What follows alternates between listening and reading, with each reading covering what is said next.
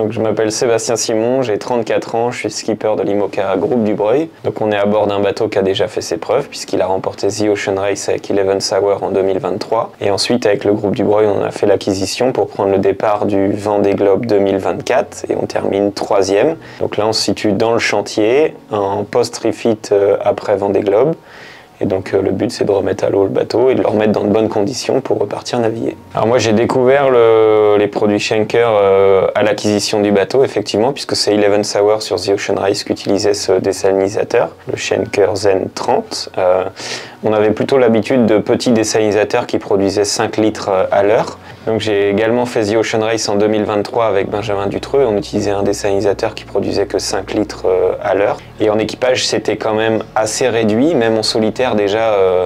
En fait, ça peut poser quelques soucis si on n'anticipe pas. En plus, ces petits désalinisateurs sont très peu puissants et donc du coup, dès qu'il y a la moindre prise d'air, on a des petits soucis de panne. Ça m'est arrivé régulièrement dans ma carrière. Donc quand on a fait l'acquisition de ce bateau, après The Ocean Race, donc j'ai découvert ce désalinisateur Schenker Zen 30 qui produit 30 litres à l'heure, qui est effectivement un peu plus gros, un peu plus lourd, mais qui produit du coup beaucoup plus d'eau, puisque 30 litres à l'heure, et ce qui me permet quand même de vivre à bord de façon beaucoup plus confortable.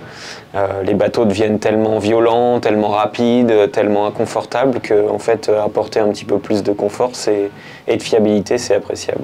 J'ai beaucoup apprécié ce désalinisateur, de par sa fiabilité d'une part, et en plus de par sa rapidité à produire de l'eau, tout simplement parce que en fait on est tellement pris par tout l'environnement extérieur, les réglages du bateau, la météo, et puis les petits soucis techniques que en fait des fois on a du mal à anticiper la production d'eau. Et grâce à ça, en fait, très vite, si j'avais soif, je pouvais directement aller à l'arrière du désalinisateur et me servir de l'eau directement. J'étais pas obligé d'attendre tout simplement 1 heure que ça produise un petit peu d'eau. Et en plus de ça, quand j'étais dans les tropiques, ici, on peut s'imaginer qu'il fait 40 degrés ambiant. Donc la moindre manœuvre, on transpire énormément, on perd beaucoup d'eau.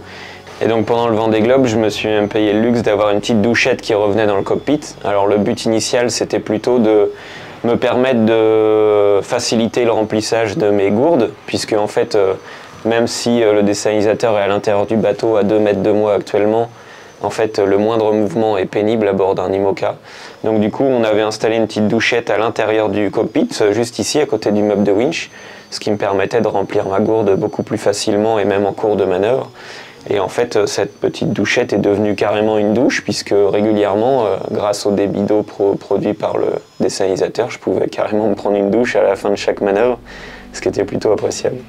Parce qu'en termes de consommation électrique, finalement, même si le désalinisateur était plus puissant, à la fin des fins, entre un désalinisateur qui tourne plus longtemps, plus souvent, par rapport au Schenker Zen 30, finalement, en termes de consommation énergétique, c'était à peu près kiff-kiff.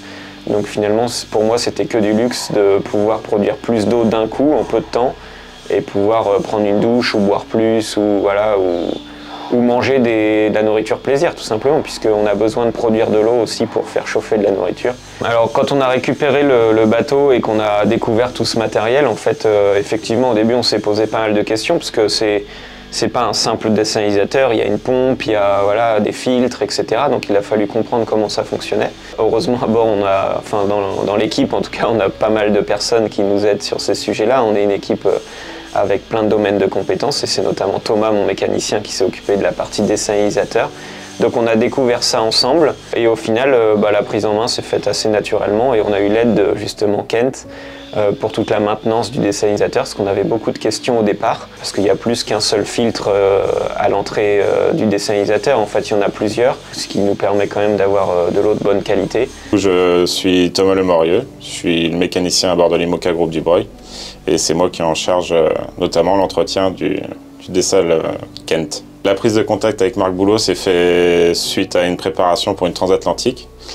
On avait besoin de pièces pour effectuer un entretien. Et du coup, j'ai réussi à contacter Marc, qui m'a beaucoup aidé pour toutes les commandes, la mise en place et même pour la suite lors de la course. J'ai eu aussi des questions à lui poser. Et ça a été réactif et ça a été un super moment. Je pense que tout ce qui résiste à une course en IMOCA est un produit fiable, tout simplement. Donc voilà, je pense qu'il a fait ses preuves. Nous, on parle déjà de Vendée Globe 2028, qui ne sera pas à bord de ce bateau. Ce bateau aura un heureux propriétaire sans doute, mais en tout cas, on sait qu'on ne fera pas le Vendée Globe 2028 sur ce bateau. On essaiera d'aller viser peut-être un peu plus haut que la 3e place sur le podium. Donc vu que c'est un sport technologique, ça va nous obliger à changer tout simplement. Mais en tout cas, je ne m'imagine pas forcément partir sur un Vendée Globe 2028 sans un produit comme celui-ci, puisque il a fait ses preuves, il apporte aussi quand même beaucoup de confort, et c'est plutôt appréciable. Dans un environnement aussi inconfortable, c'est plutôt bien. Et puis en plus, on a eu toute la maintenance post-Vendée Globe faite par Kent directement et Schenker, donc c'est plutôt très appréciable pour nous.